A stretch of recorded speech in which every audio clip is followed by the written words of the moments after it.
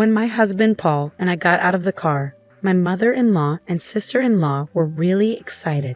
They asked Paul, "Hey Paul, what's with this car? It's amazing.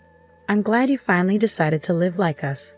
But it's a bold move to buy such a fancy car out of the blue." Paul laughed and said, "This isn't my car, it's Jasmine's father's car." "What?" my mother-in-law and sister-in-law said together. Then my parents got out of the car.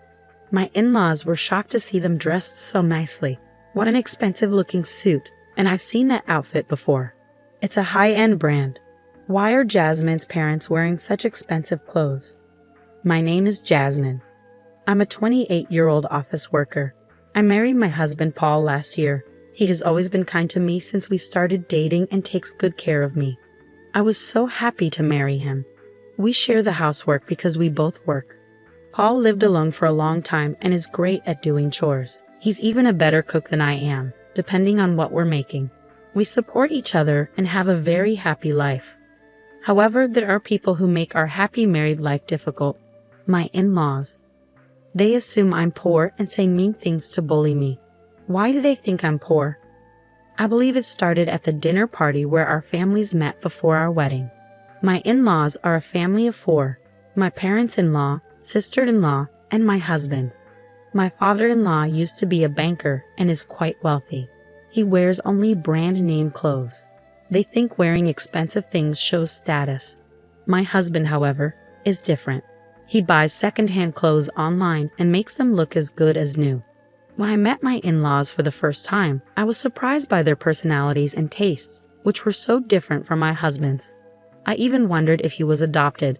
My husband lived alone for a long time because he didn't share his family's values.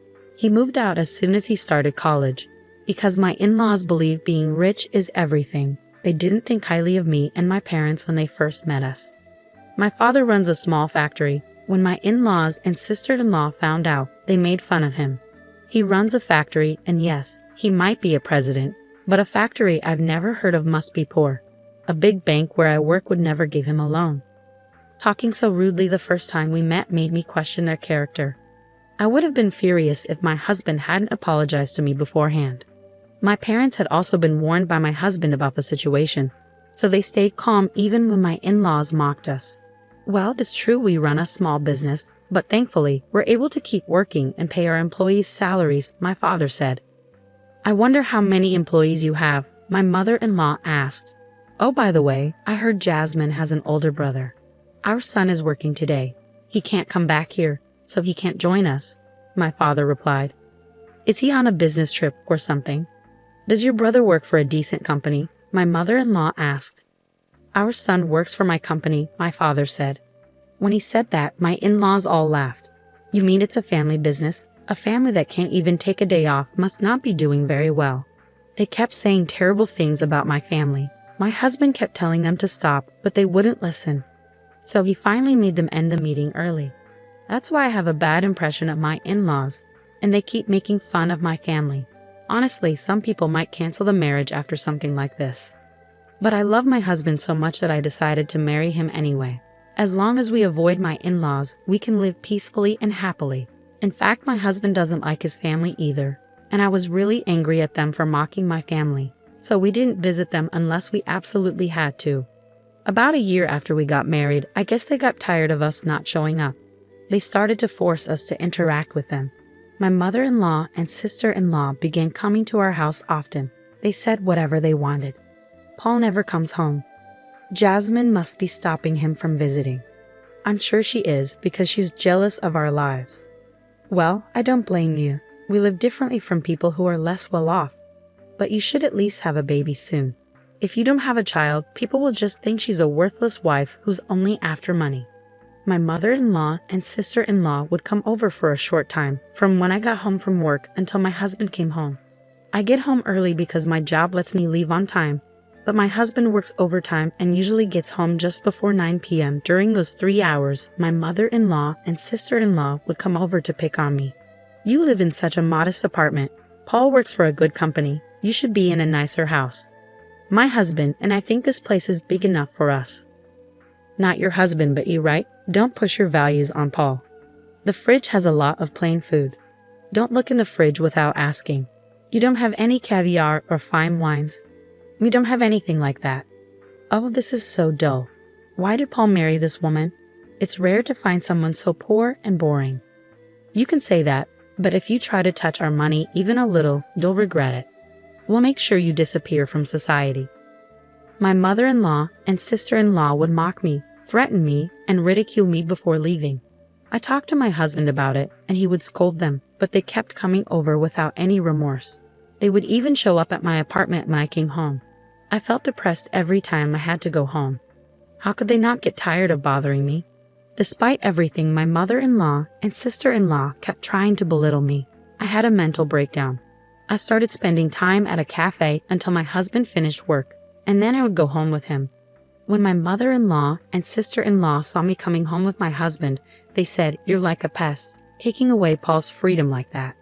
It was actually worse that they waited outside for 3 hours just to make things difficult for me. My husband was so disgusted that he even asked my father-in-law for help. But my father-in-law was just like my mother-in-law. He said it was rare for them to see a poor wife and warned that our marriage might be in trouble if things kept going this way. I decided to use my last resort. I know it's not something I'm comfortable with, but my in-laws had pushed me too far. A few days later, my husband and I went to visit them. They were thrilled when we told them my husband was bringing his wife home. I was shocked when my mother-in-law said, "I'm so happy to see Jasmine again.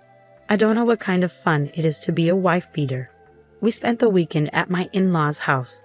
When we arrived by car, they rushed out and excitedly asked my husband, "Hey Paul, what's with this car? It's amazing.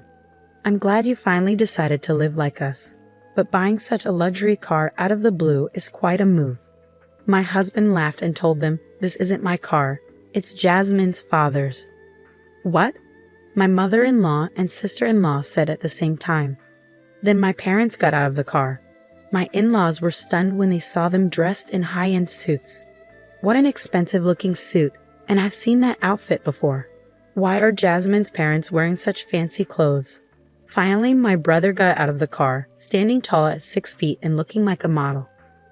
My in-laws' expressions changed when they saw my brother wearing the same high-end brown suit as my father. "Who is that handsome guy?" they asked. "Nice to meet you. I'm Simon, Jasmine's brother," he replied. My in-laws were stunned by how different my family looked compared to their previous impressions. Seeing their reaction, my husband said, "What are you doing?" He urged them to quickly show my family around the house. My mother-in-law and sister-in-law quickly invited my family inside, leading them to the living room and saying, "We'll have tea ready for you right away." Their attitude was completely different from before. They were very curious and began asking my parents questions. "How are you able to afford such luxury items?" "It's ridiculous," my in-laws questioned, their attitudes changing drastically just because of appearances. Then my father spoke up. "My factory is small, but we make unique parts that no one else can. We get orders from big Japanese and foreign companies." My in-laws' faces went pale when they heard this. Suddenly, my mother-in-law and sister-in-law started being very nice to me. My father-in-law stayed silent, not saying a word. However, my sister-in-law was very interested in my brother and talked to him a lot. "What kind of work do you do at your father's company?" she asked. "I've always been good at English. I handle business meetings with overseas companies, so I spend half of the year traveling abroad," Simon explained. "That's impressive. Are you single, Simon?" "No, I'm married," Simon said. "That's too bad. But I think I'd be a better match for you than your wife. What do you think? If you're interested, why don't we go out for dinner?" My sister-in-law boldly suggested, right in front of me and my parents. Honestly, I was impressed by her audacity. But I was determined to confront her right then and there. My brother looked at me and nodded. "Me, with an ordinary girl like you? Are you kidding me, Simon?" She laughed. "You're a funny girl. Are you seriously saying you're more desirable than my wife?" My wife was a former model, highly educated, and the daughter of the president of a well-known company. No matter how you look at it, you're not in her league. It's amusing how some people with a little bit of money overestimate their worth. "I haven't said anything bad about you, so you should understand your place and stick to it." Simon's words struck a chord, leaving my sister-in-law stunned and speechless. She was so shocked she could barely react. Finally, my father turned to my in-laws. I don't care how wealthy the other family is. Money is important, but you can't measure a person's worth by money alone. Let's focus on being decent people and not obsess over wealth. I'm sorry if we were a bit harsh today, he said, bowing in apology. My in-laws were completely shocked and quickly bowed to my father. Since then, they haven't tried to bully me again. In fact, they regularly contact me to flatter me, which I find a bit annoying. By the way, neither my parents nor my brother are the type to wear expensive brands or flaunt their wealth. They only went along with my plan this time. My father prefers to wear an old, inexpensive suit and isn't interested in luxury items. My brother is very kind and doesn't make fun of people, which is why his wife's father respects him so much. He even asked my brother to take over the company because he believes he's a better heir than his own eldest son. I'm sorry for putting my family through something they weren't used to. Everyone was extremely tired on the way home. But now I've been able to return to a peaceful married life with my husband. I haven't visited my in-laws since then, but my husband goes to see them at least during Thanksgiving and Christmas. After that event, my in-laws have changed their behavior. They no longer brag about their wealth like they used to. My husband even says he feels more comfortable with them now. I'm not sure if they'll revert to their old ways, but for now, I'm relieved that the issue has been resolved. I'll continue to take care of my husband and family and live with modesty. My in-laws thought they were superior, but in reality, other family members make much more money than they do. They should be embarrassed about how they acted. I feel small if I kept trying to put down people who are less fortunate. I don't think people with that attitude would do such things. I'm glad you were able to stand up to your in-laws. I hope you continue to enjoy a happy life with your family.